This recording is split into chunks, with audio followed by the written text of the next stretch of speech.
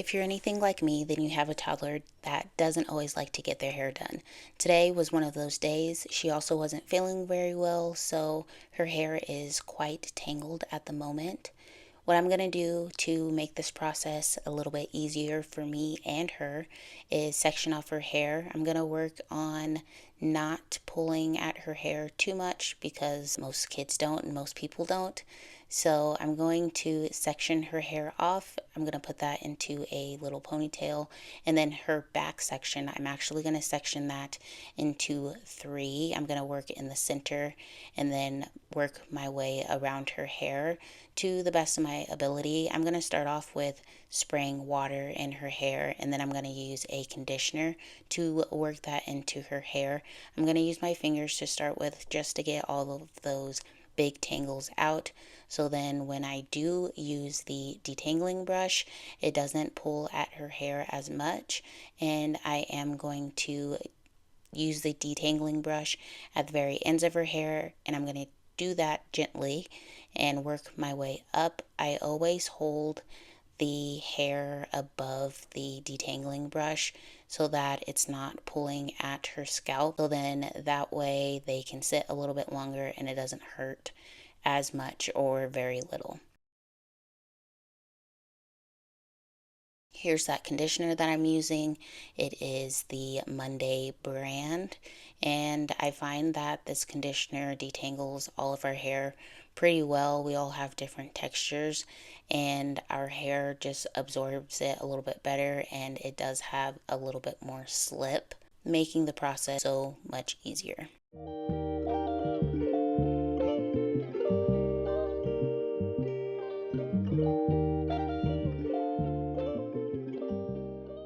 I'm going to do that same process all the way around her head.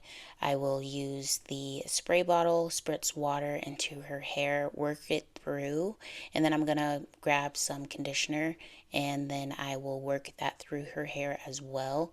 And I'll lightly finger detangle. Then I will use the detangling brush once I feel like her hair doesn't have as many big tangles in it. And if I do come across a tangle while I'm using the detangling brush, I will put the detangling brush down and I will try to get the knot out with my hands. If I can't, then I will just grab scissors and I will cut the knot out. I do my best to not rip out the knots just because their hair will break, and that's not what we're going for.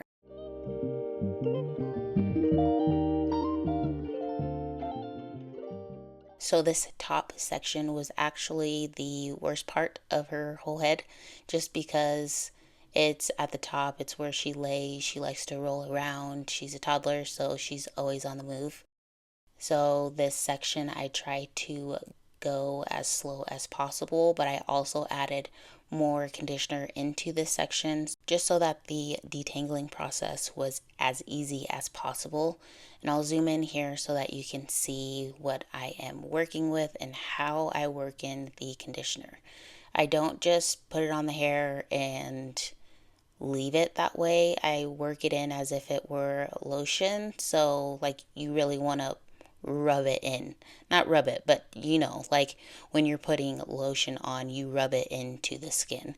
With the hair, I make sure that I put it in the hair and work it through to the best of my ability. And once I feel like the product is in the hair, then I will use my fingers and detangle at the same time, and you will see like these little white specks in their hair. It's not product. They had these jewels that they got for Christmas, and so my youngest has those jewels in her hair, and as I am detangling her hair, I am getting those jewels out so that when I wash her hair, they're not in there going down the drain.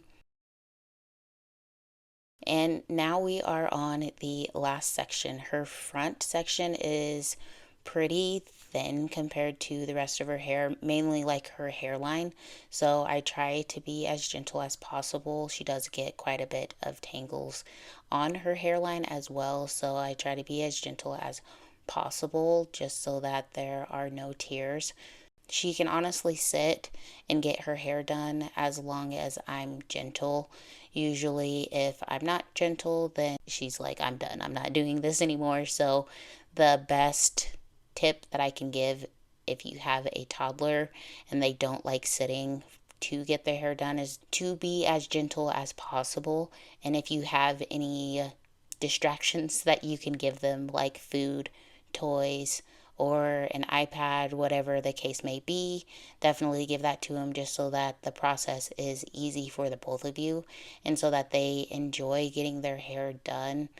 I think it's important to respect their wishes, and if they don't want their hair done at the time, then definitely give them that space.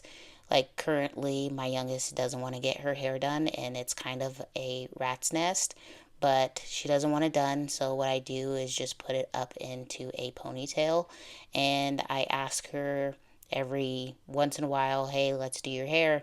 Big sis did her hair, it's your turn now. And sometimes she will let me do it, or if you can, I know bribing is not good, especially with children, but say, hey, I'll give you a piece of candy if you get your hair done. So that may be the case coming up here shortly because her hair is on a whole nother level. I've got her hair all detangled and it's going into a braid just to hold it there while we wait for her hair to get washed. And you can call this like a little pre-poo if you'd like. It's a great way to detangle their hair before they get into the bath, and it makes the styling process a lot easier. I appreciate you guys watching this video. If you enjoyed it, make sure to like, comment, and subscribe.